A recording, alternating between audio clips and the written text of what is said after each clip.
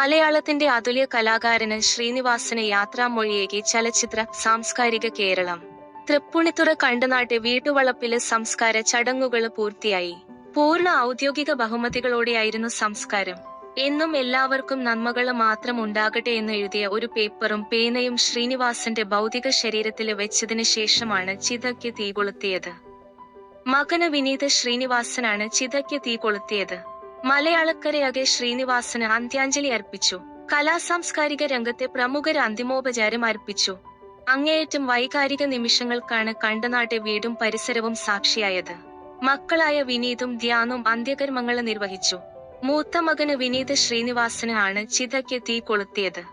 ഒരേസമയം മലയാളത്തിന്റെ സംവിധായകനും തിരക്കഥാകൃത്തും നടനുമായ ശ്രീനിവാസനെ പേനയും പേപ്പറും നെഞ്ചോട് ചേർത്താണ് ആത്മസുഹൃത്ത് സത്യന് അന്തിക്കാട് യാത്രയാക്കിയത്. അവസാനമായി പ്രിയ താരത്തെ ഒരു നോക്ക് കാണാന് കണ്ടനാട്ടെ വീട്ടിലേക്ക് ആയിരക്കണക്കിന് ആളുകളാണ് ഒഴുകിയെത്തിയത്. ശനിയാഴ്ച എറണാകുളം ടൗൺ ഹാളിലെ പൊതുദർശനത്തിനും ജനസാഗരമാണ് അന്ത്യോപചാരമർപ്പിക്കാന് എത്തിയത്. രാഷ്ട്രീയ, സിനിമ, സാംസ്കാരിക രംഗത്തെ നിരവധി പ്രമുഖരാണ് അദ്ദേഹത്തിന് അന്ത്യാഞ്ജലി അർപ്പിച്ചത്. മലയാളികളുടെ മുഴുവൻ ഇഷ്ടവും നെഞ്ചിലേറ്റിയാണ് ശ്രീനിവാസന് മടങ്ങുന്നത്. ഏറ്റവും പ്രിയപ്പെട്ട ഒരാള് വിട പറഞ്ഞതുപോലെയാണ് ശ്രീനിവാസന്റെ വിയോഗം മലയാളികളിൽ ഉണ്ടാക്കിയിരിക്കുന്നത്. ഇന്നലെ രാവിലെയാണ് മലയാളിയുടെ പ്രിയപ്പെട്ട ശ്രീനി വിട പറഞ്ഞത്.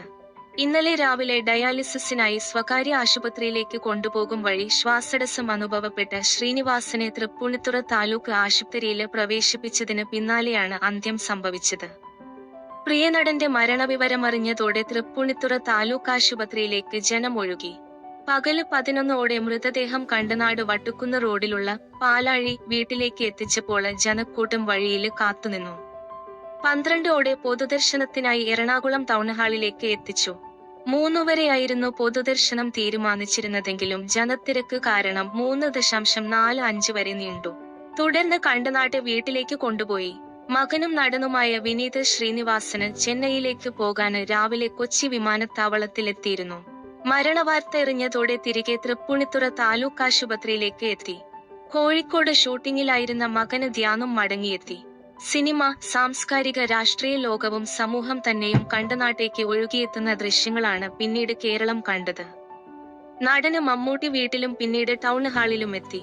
മോഹൻലാൽ ഉച്ചകഴിഞ്ഞ് ടൗൺ ഹാളിലെത്തി അന്ത്യോപചാരം അർപ്പിച്ചു. മുഖ്യമന്ത്രി Pinarayi Vijayan, CPIM general secretary MA Baby, മന്ത്രിമാരായ P Rajeev, Saji Cherian, Hibi Eden, MP, MLA TJ Vinod തുടങ്ങി നിരവധി ആളുകളാണ് ശ്രീനിവാസന് ആദരമർപ്പിക്കാനെത്തിയത്. ഇന്ന് രാവിലെയും കണ്ടനാട്ടെ വീട്ടില് തിരക്ക് ഒഴിഞ്ഞിരുന്നില്ല. അണമുറിയാതെ സമൂഹത്തിന്റെ പരിചയം തന്നെ കണ്ടനാട്ട് പ്രതിഫലിക്കുകയായിരുന്നു. ടൗൺഹാളില് പൊതുദർശനത്തിനു വച്ച മൃതദേഹത്തില് സിനിമ, രാഷ്ട്രീയ, സാമൂഹിക മേഖലകളിലെ പ്രമുഖര് അന്ത്യോപചാരമർപ്പിച്ചു. മുഖ്യമന്ത്രി പിണറായി വിജയന് ആദരാഞ്ജലിയർപ്പിച്ചു. ശ്രീനിവാസന് അന്ത്യോപചാരം അർപ്പിക്കാനായി നടന് സൂര്യ രാവിലെ കണ്ടനാട്ടെ വീട്ടിലെത്തി.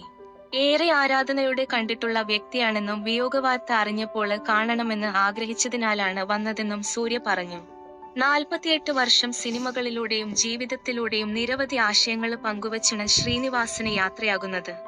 സാധാരണക്കാരുടെ പ്രശ്നങ്ങളെ ചിരിയുടെ മേമ്പൊടിയോടെ അവതരിപ്പിക്കാന് ശ്രീനിവാസന് സവിശേഷമായ കഴിവുണ്ടായിരുന്നു.